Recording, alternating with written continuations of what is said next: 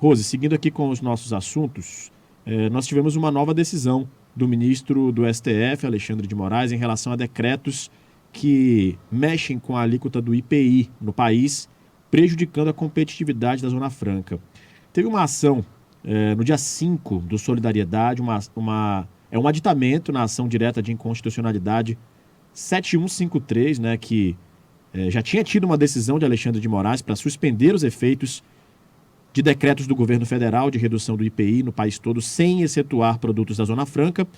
E aí, a gente teve um decreto mais recente, novamente mexendo com a alíquota do IPI, prejudicando a Zona Franca de Manaus, e vem mais uma decisão de Alexandre de Moraes em mais um pedido do Solidariedade, suspendendo os efeitos desses decretos. Mais um capítulo de luta da Zona Franca, né, Rose?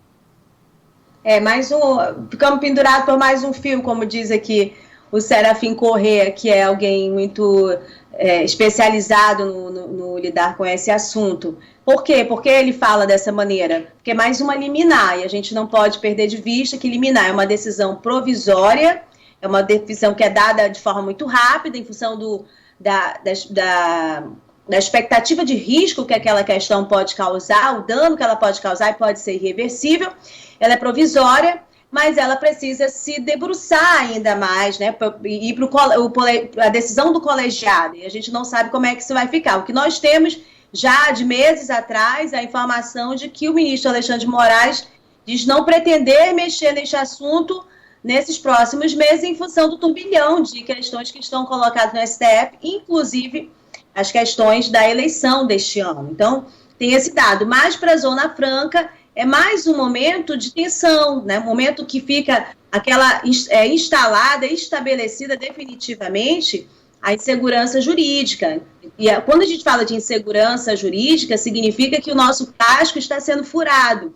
Mesmo que a decisão, nosso casco, quando eu falo de Zona Franca, a economia do Estado do Amazonas, mesmo que esta decisão seja favorável ao modelo neste momento. Vamos só voltar atrás para que os nossos ouvintes possam entender o que aconteceu aí nos últimos capítulos, os últimos ataques da Zona Franca de Manaus em relação ao ministro da Economia, Paulo Guedes, e ao governo Bolsonaro. Houve um novo decreto, depois daquele, do IPI, que atingia de forma igualitária todos os setores de produção da Zona Franca, mas teve um específico que atinge as produções relacionadas aos bens de informática e, novamente, ao setor de concentrados, né, da produção de bebidas.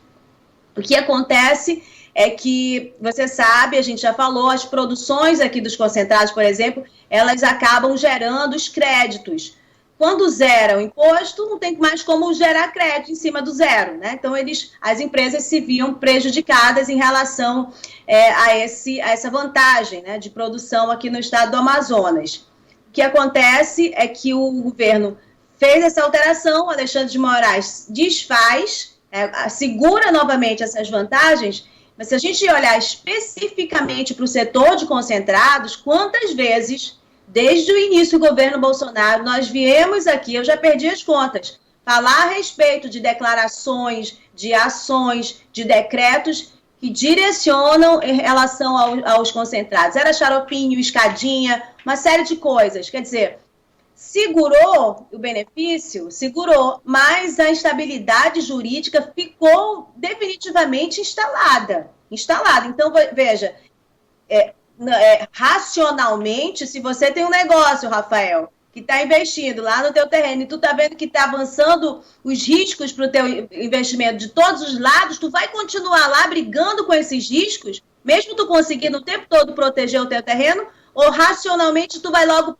não, eu não vou ficar aqui, eu tenho que crescer, eu vou buscar um outro local, uma outra região para que eu possa investir e crescer tranquilamente. Qual é o racional, ainda mais para o sistema capitalista?